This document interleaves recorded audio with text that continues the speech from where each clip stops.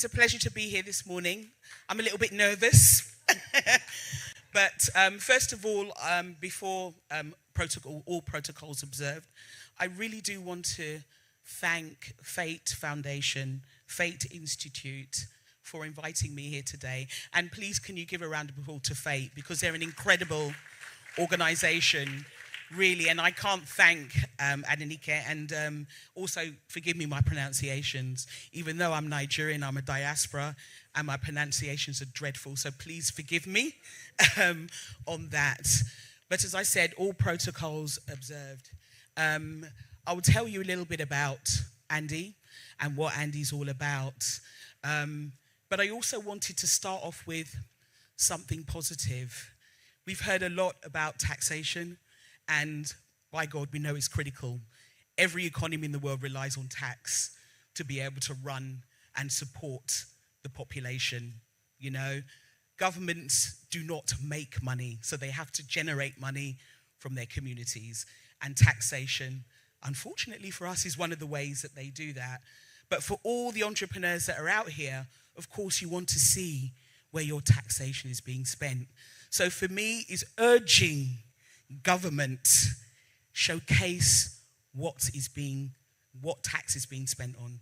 Because if we can showcase that, it just makes it that much easier to be able to collect money from citizens, because they can see where it's going. And to me, a little simple thing, and I think that will go a long way in terms of helping.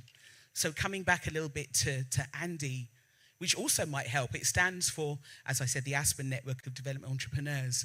But we were born out of an organization called the Aspen Institute. The Aspen Institute is probably one of the oldest thought leadership organizations in the world. It was set up in 1949, just after the World War, to drive dialogue and peace. So we're still here today, standing here in 2023. And I represent one of their most successful departments, which is the Network of Development Entrepreneurs.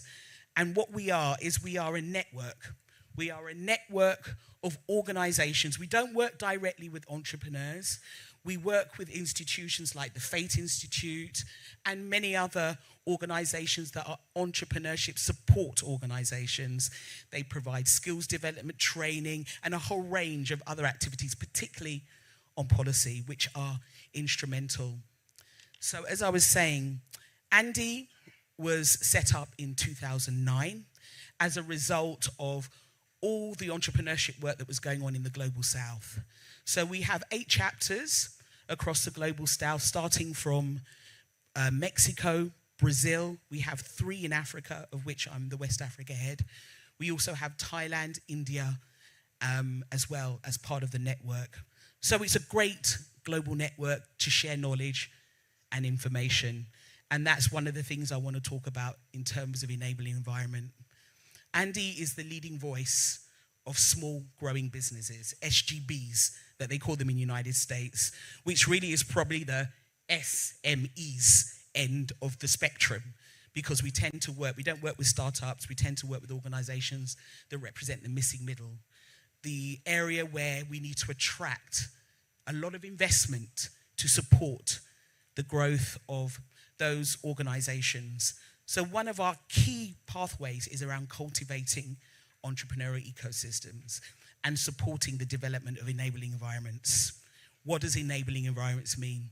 The first and foremost is, yes, we've talked about having favorable policies that support the development and growth of businesses. And they include things like, the tax system is very important, but also they include things like, for example, one that everyone knows is the development of economic free zones is a policy that supports the development of entrepreneurs.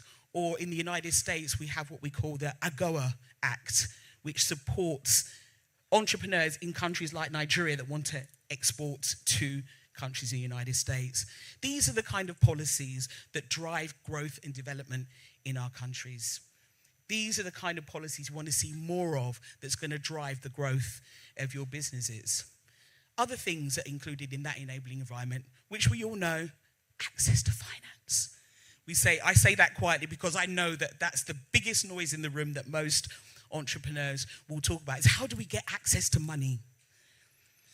Biggest challenge, and we know, I'm a Nigerian, even though I was born and bred in the UK, I'm a Nigerian, and I've been coming backwards and forwards home all of my life, and I've been living in West Africa for the last 12 years.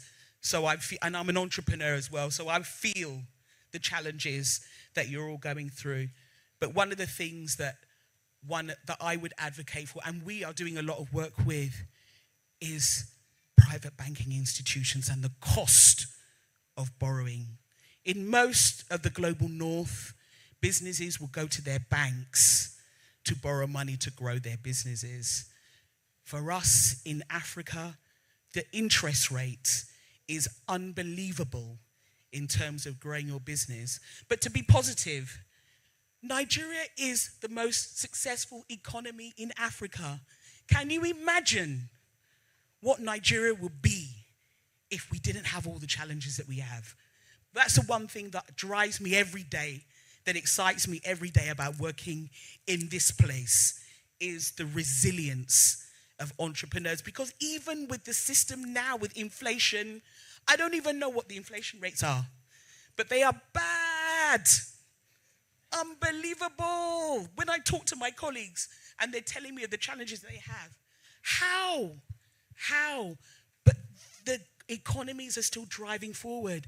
Entrepreneurs are still moving forward. And that, please, can you imagine the tiny changes that we make, whether it's in the tax system or the policies that we have? This gentleman, thank you. You spoke. Oh, amen for this guy, thank you. Because sometimes we're afraid to be able to say the things we need to say. Dialogue is critical to find those safe spaces where people can speak without fear.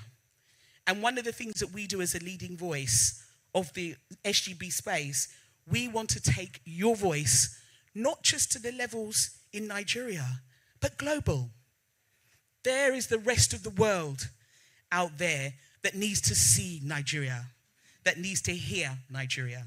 And this is where the Andy Network is essentially beautiful for that.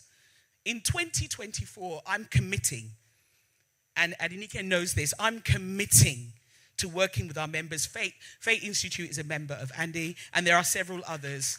And as a Nigerian, I am committing to Fate Institute and the people in this room that we will take your voices to the global stage. So whether it's through the amazing reports that we've just had produced, I don't know why we weren't even partnering with you to do that. For me, it's a shame. We should have been working with you to do that report. But for the next steps, what can we do to add value to what you've just done and to take the message that you have written about in the double-sided book to the stage, the global stage?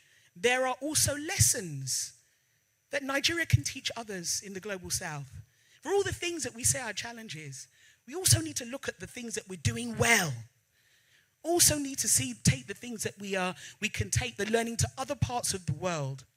So we want to take your voices. That's what we do. We do convenings globally. We take local to global. And this is where I'm committing to Fate, that we will work closely with you, much more closely with you in 2024, to take the lessons learned. Knowledge is power. To take the lessons that they have found in Nigeria and take that global. And so we can hear the voices of those policymakers, development agencies, all those other organizations that support growth and development. Let them hear your story. Let them see the entrepreneurs. Let them see the incredible energy that is in this room. And on that note, I will stop here because I can stand here and talk for hours, but you've done a lot, and congratulations for this amazing event. And I look forward to 10 Policy Dialogue with you.